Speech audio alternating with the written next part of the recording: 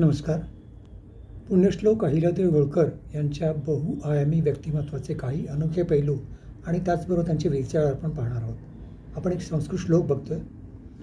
न धैर्येण बिना लक्ष्मी, न शौर्येण बिना जय, न ज्ञानेन बिना मोक्षो, न दानेन बिना यश. अर्थात कोणत्याही काळात धैर्याशिवाय संपत्ती, शौर्याशिवाय विजय, ज्ञानाशिवाय मोक्ष आणि दानाशिवाय कीर्ती मिळू शकत नाही.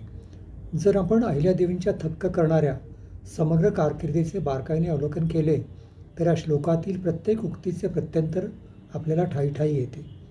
बाळपणी लाभलेल्या समर्पणातला आनंद आणि मूल्यसंस्कारांचे भान या गोष्टी त्यांनी कधीच सोडल्या नाहीत. एका हातात शस्त्र आणि दुसऱ्या हातात शास्त्र घेऊन राज्य करणाऱ्या अहिल्यादेवींनी सुमारे 2.5-3 शतकापूर्वी घालून दिलेला महिलांच्या सक्षमीकरणाचा पांडा ही त्यांनी आपल्याला दिलेली सर्वात महान विरासत आहे. 21व्या शतकातील आजची आधुनिक नारी तोच वारसा मनोभावे जपत आहे, जोपासत आहे. कर्तृत्व, शौर्य, पराक्रम यांच्याबरोबरच त्या एक उत्तम शासिका व प्रेमळ पालिका म्हणून विख्यात होत्या.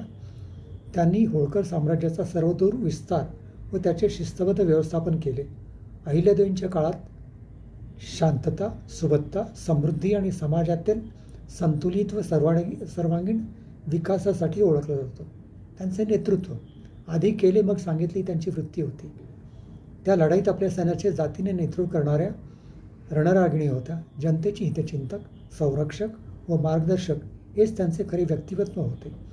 राजकारण व धार्मिकता यांचा समतोल साधण्याची कला त्यांना अवगत होती. दातृत्व, त्या प्रत्येक याचिकाला यथोचित दान देत असत. राज्याचा सर्वांगीण विकास करण्यासाठी त्यांनी अनेक धर्मादाय प्रकल्प, मंदिरे, धर्मशाळा, अन्नछत्रे, सामाजिक, शैक्षणिक व धार्मिक कार्यासाठी प्रचंड दान केला. पण तो स्वतःच्या वचनाच्या खाजगी उत्पन्नातून, राज्याच्या सरकारी खजिन्यातून नव्हे. मातृत्व, प्रजाजनांविषयी त्यांच्या हृदयात मातृत्व करण्यावर अथांग वात्सल्य होते. माझे सर्व प्रजाजन ही माझी लाडकी लेकरे आहेत, ही त्यांची सर्वांप्रती माया व ममतेची प्रामाणिक भावना होती. प्रजा ही माझी संतती व संपत्ती आहे, ही त्यांची धारणा होती. त्यामुळेच त्यांचे प्रजाजन त्यांना राजमाता न म्हणता आदराने लोकमाता म्हणत असत.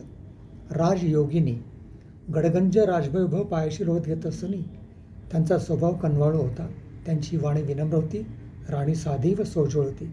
त्या काळात मंदिरे, घाट, धर्मशाळा, अन्नछत्रे, बावड्या इत्यादी बांधकामांसाठी त्यांनी कोट्यवधी रुपये खर्च केले.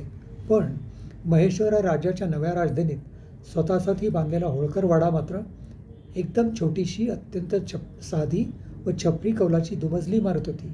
ही इमारत लोकमाता अहिल्यादेवींच्या साधेपणाचे, मानवतेचे, समतेचे आणि त्यागाचे प्रतीक आहे.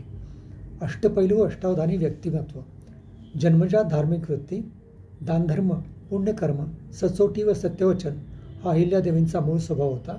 उदार हृदय, उत्तम चरित्र, शुद्ध विचार आणि निपक्षपाती व्यवहार यामुळे त्यांचे समाजकारण, राजकारण सर्वांना भावत असे. सकारात्मक विचारशैली, धर्म व कर्मावर विश्वास, सेवाभाव, दयाळू वृत्ती यामुळे अहिल्यादेवी विशाल होळकर साम्राज्याचा कारभार समर्थपणे पेलू शकत होत्या. प्रजेची सेवा हाच खरा राजधर्म. विविध तीर्थक्षेत्र व धर्मशाळांचे बांधकाम, अन्नक्षेत्रांची व्यवस्था, देवप्रयाग येथे सार्वजनिक स्वयंपाकघर, जागोजागी रुग्णालयांचे बांधकाम, सर्वसामान्य जनतेला व अडसरला स्वच्छ पेयजलाच्या उपलब्धतेसाठी जागोजागी शेकडो विहिरी, बावड्या व पाणपोया बांधल्या.